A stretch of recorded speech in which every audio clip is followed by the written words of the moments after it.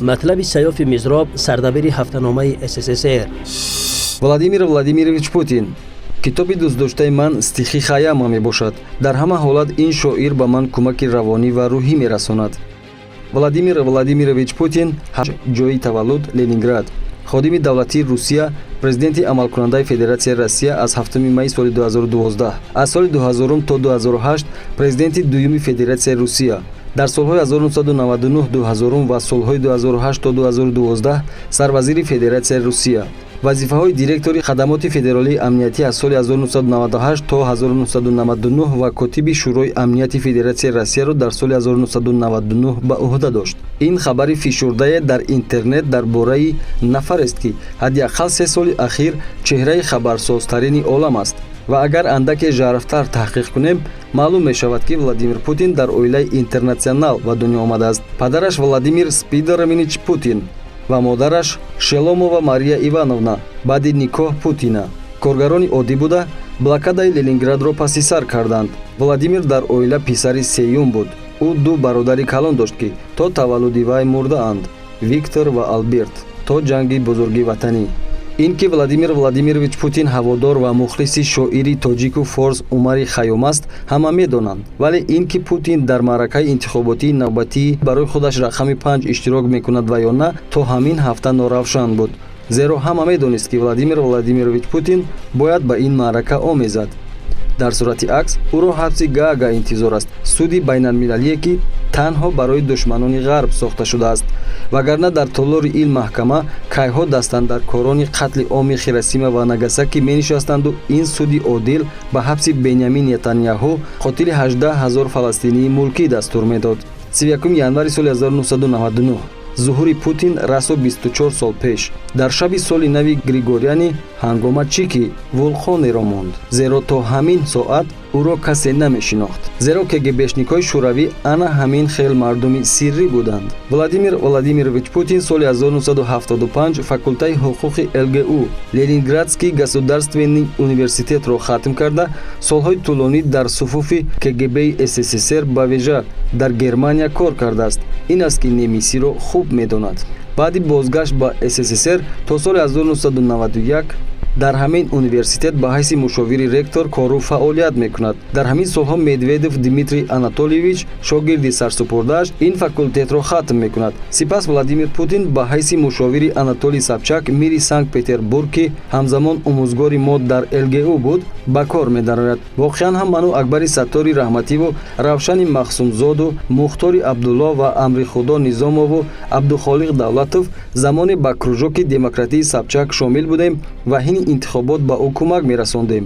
аз мур мадад гуфтаанд. Анатолий Собчак ҳама донишҷӯёнро арҷ мегузошт ва ба дилхоҳ саволи бо ва бе маънии мо посухи дурусту саҳеҳ медод. ба як ҳарф. Собчак ва командааш намуди озодӣ, демократия ва поквиҷдонӣ интеллигенсияи шӯравӣ буданд дар он солҳо. Владимир Путин баъди дар даври дуюм дар соли 1996 шикаст хӯрдани Собчак дар интихоботи Ленгерсовет ба Москав омада, ба ҳайси муовини сардори раёсати коргузории дастгоҳи иҷроияи Елсин пазируфта шуд. баъдан карьераи Путин чун барқ боло ҷаҳида курсиҳои шӯрои амният ва ФСБ-ро гузашта, 16 августи соли 1999 сарвазири Русия таъин шуд. 31 декабри соли 1999 ба таври ногаҳонӣ ва сенсатсионӣ Елсини бадмаст ки Россияро ба вартаи нестӣ оварда буд, дар баромади табрикоти солинавиаш истеъфо дода, ба ҷояш Путинро иҷрокунандаи вазифаи президенти Федератсияи Россия эълон намуд. 26 марти 2000 Владимир Владимирович Путин дар интихоботи президентӣ пирӯз омад. ин нахустин ғалабааш дар ин маърака шуд. сипас дар соли 2004 боз ҳам барандаи курсии президентӣ шуда, Россияро ба сатҳи нави рушд баровард. Россия танҳо дар даврони раҳбарии Пётри Кабир ва Сталини оҳанин ба чунин марҳалаи рушд расида буду бас. дар соли 2008 ки тибқи конститутсия Владимир Владимирович Путин илоҷу имкони ширкат дар интихоботро надошт, ба ин курси шогирди содиқаш Дмитрий Медведев баргузида шуд. вале таври маълум Россия маҳз бо муштҳои оҳанини Владимир Путин роҳбарӣ мешуд. 8 августи соли 2008 бар асари ҷанги серӯза Россияи Медведевӣ ки дар асл ба ин амалиёт Владимир Путин роҳбарӣ мекард, пуху прахи Мишка Саакашвилиро бароварда, Осетия ҷанубиро ба ҳайати худ даровард. ин ҷанг бо шикасти бебозгашти Гурҷистон, шармандагии Саакашвили ва галстукхӯрии Михаил дар ёдҳо мондааст.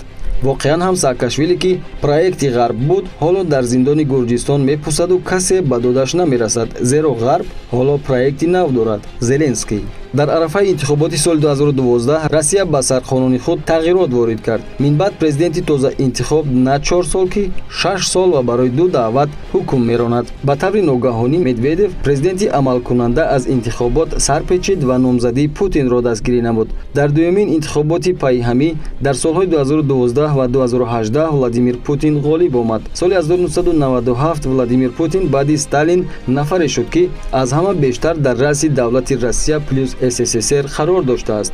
ӯ расо 20 сол шуд ки иҷрокунандаи вазифа ва сипас президенти Федератсияи Россия мебошад ва агар умр вафо кунаду тақдир рост ояду мабодо дар интихоботи навбатӣ пирӯз шавад, то соли 2030 сарвари ин кишвар мешавад ва зимнан Сталинро низ паси сар мегузорад. 8 декабри соли 2023 дар дидор бо қаҳрамонҳои ҷанги Украина Владимир Путин изҳор дошт ки ҳамакнун тасмими охирин гирифт дар интихоботи навбатии президентӣ ки қарор аст дар таърихи 15-17 марти соли 2024 баргузор гардад, ширкат варзад. Ин тасмимро пас аз пешниҳоди Артем Жога, садри парлумони ДНР, Донецкий народный республика гирифт. Ахири гуфт: «Я в лице всего нашего народа, нашего Донбасса, присоединенных земель, хотел попросить вас принять участие в этих выборах. Благодаря вашему решению мы получили свободу и право выбора. И мы хотим принять участие в выборах президента Российской Федерации. И вы наш президент». Путин дар посух ба Жога ки чанде пеш писарашро дар ҷанг аз даст додааст, гуфт: «Не буду скрывать. В разное время были разные мысли, но сейчас такое время. Я буду баллотироваться». ин тасмими рақами панҷуми Владимир Путин аст ки ният дорад боз ҳам сари курсии рақами 1 дар Кремл такя занад. Дмитрий Песков ки гуфт ин амал барояш тамоман ғайриинтизор буд, қаблан ба суоли президенти ояндаи Россияро чӣ гуна дидан мехоҳед, оромона ҷавоб дода буд ки таким же как Путин. Владимир Владимирович Путин ҳамакнун дар мавриде ба ин интихобот меравад ки ягон рақибу ҳарифе дар фосилаи тиррас надорад. ҳатто тибқи ҳисобу китоби душманонаш ба Путин имрӯз 77% россиягиҳо эътимод доранду 11% на. ва ин дар ҳолест ки тибқи иттилои назарсанҷии дохилӣ 78.5% райдорони Федератсияи Россия ҳатман ба Владимир Путин овоз хоҳанд дод. мо бошем мунтазири сенсатсия ва ҳангома мешинем ки дар интихоботи навбатии қарибулвуқӯъ дар Россия ки ғалаба не ҳарифи Владимир Путин шуда метавонад.